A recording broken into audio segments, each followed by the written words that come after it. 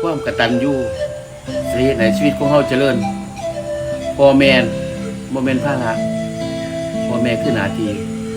ผู้ใดเฮ็ดกับพ่อกับแม่ดีบ่พอได้ก็ได้บ่พอรวยก็รวย